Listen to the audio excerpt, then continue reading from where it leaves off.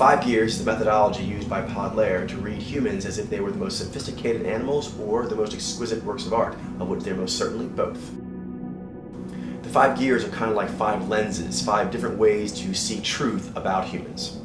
Podler is an unprecedented model. It is completely above and beyond anything else out there that's trying to do something remotely like it. Proof of concept is constantly being reaffirmed by being able to notate anything from like 1/3 of a second still frames, practitioners from all different kinds of countries, and your guy's skill level is going up, up, up, up, up. Yeah. The first gear focuses on the individual anatomical parts that manifest the 8 pod powers. This is the most component way of looking at things, as the first gear of the understanding continuum. This detailed approach is like looking at an animal's claws, for example. The second gear focuses on combinations of 8 pod powers into energy fields. This is the concrete way of looking as the second gear of the understanding continuum. This approach is like looking at anatomical combinations of parts, like gills or wings.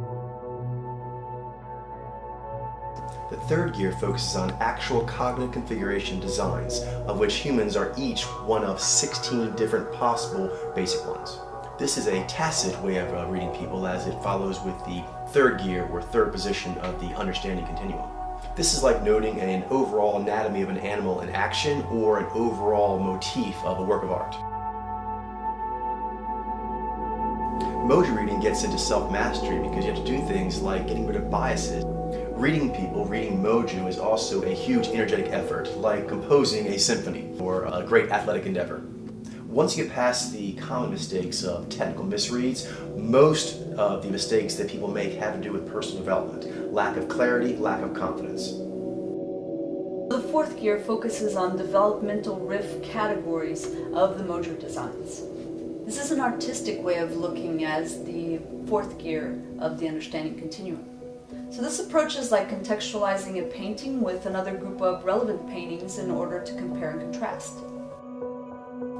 Fifth gear concerns itself with self-mastery and what kind of signals an individual uniquely gives off and receives. This is an energetic way of looking as the fifth gear of the understanding continuum. So this approach concerns you being aware of your state of being as you read, and you as the reading instrument. The purpose of the show is to teach you, viewers, what's going on, the 5 gears method, so you can see the phenomenon that's been around you all this time. It is very important to canvas before you start asking silly beginner questions, so make sure you take a look at the celeb samples that Jailene has so awesomely made up for you. That way you'll be an informed newbie.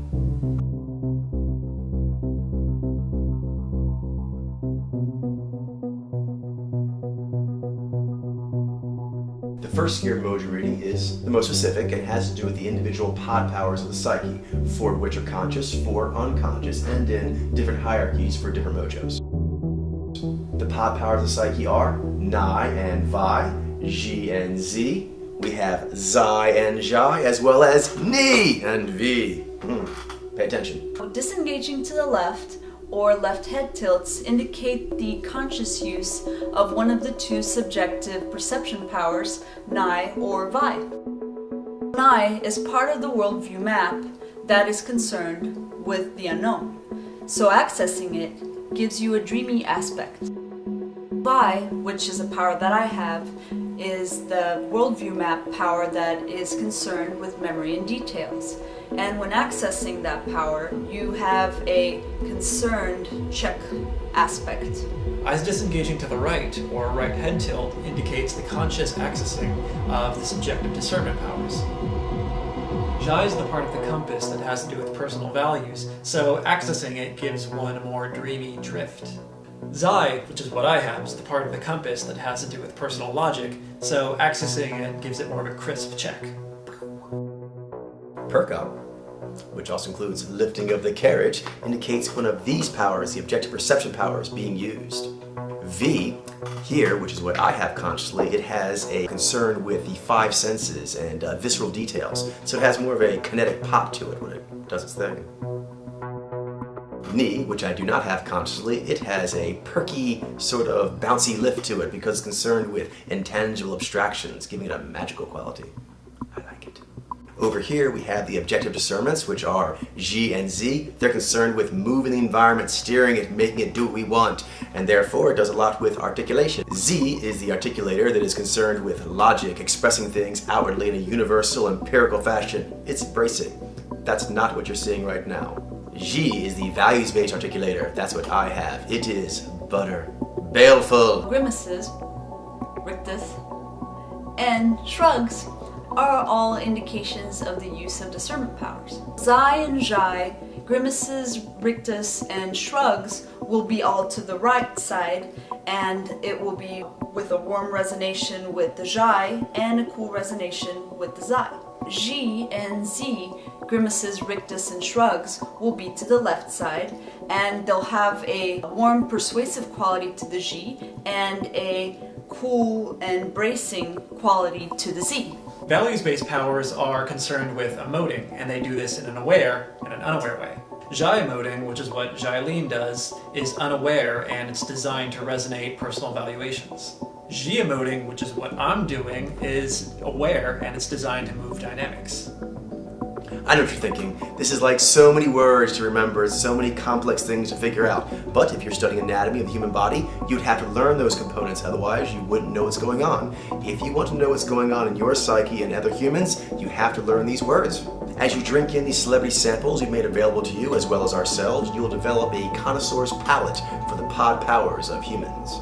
You may have also noted the color coding that goes along here that relates to the powers as well as mojo, and it all has to do with a thing we call synamnia, which you will learn all about. Second gear is less specific than first gear, as it deals with combinations of two powers or more, energy fields, and that's what gear 2 focuses on. Second gear is less concrete than first gear, but it is still rather on the concrete or tangible side of the spectrum, occupying the second position of the understanding continuum. Directive powers deal with the left side of the brain, which is characterized by structured thought. So adaptive powers deal with the right side of the brain, which is characterized by free-form thought. The second energy field is objective versus subjective. Objective deals with powers in the front of the psyche, which are oriented and recharged outwardly. Subjective deals with powers in the rear of the psyche, which are oriented and recharged inwardly.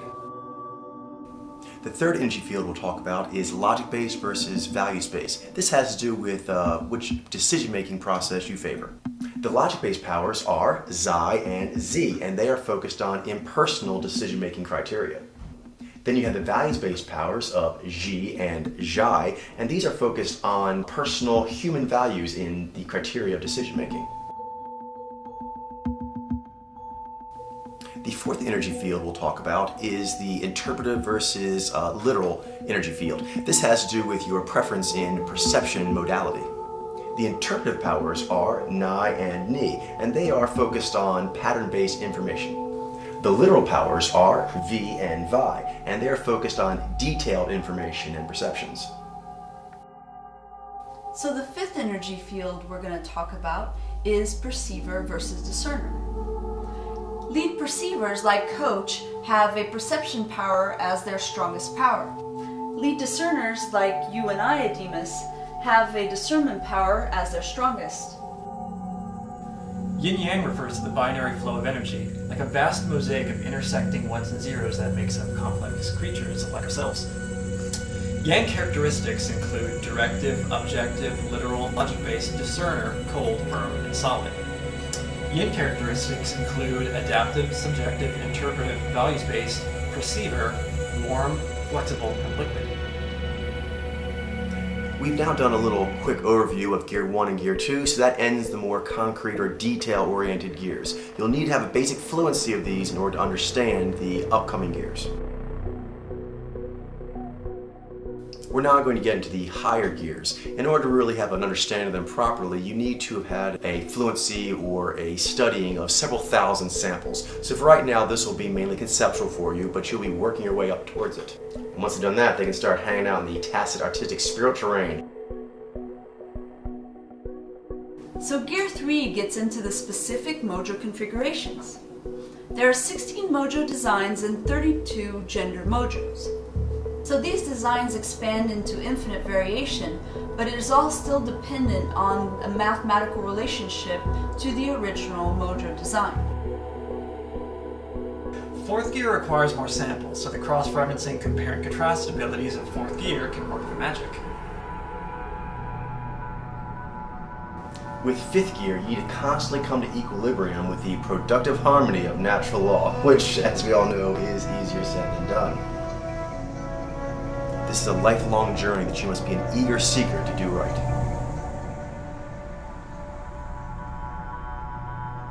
People often ask us to type people, which is a word they've gotten from inferior models that are not Podlair, and we don't type people. Typing people is putting a person into a box. Reading a person is actually honoring them and their innate art. This phenomenon is real, but it's something that you need a trained eye to see, so you need to start training those eyes and ears as soon as possible. You're being given a great gift of over 1,000 samples, which are at least 90% accurate, which is unprecedented. Study these daily in the form of picture, video, or any other kind of collage or playlist, and watch your lens grow. The ideal reading state is one of detached interest, which is a difficult state to maintain, but it is the ideal one you should strive for. One should also be as fresh as possible and as devoid of stress as possible. You also must come with supreme focus to the task at hand, which is Mojo reading, which is learning to see your fellow humans as what they are, works of art and masterful creations of evolution. So a good starting place is to actually go through the list of celebrities that I've dropped in the Shiny Shard and ask yourself, what's the mojo of that person? Unless you are 90% plus reading accuracy, which you likely are not, then you probably will be quite surprised looking at some of the samples in the Shiny Shard. Ask yourself why that is, and keep watching the episodes of Podlair Planet. That is where your journey begins.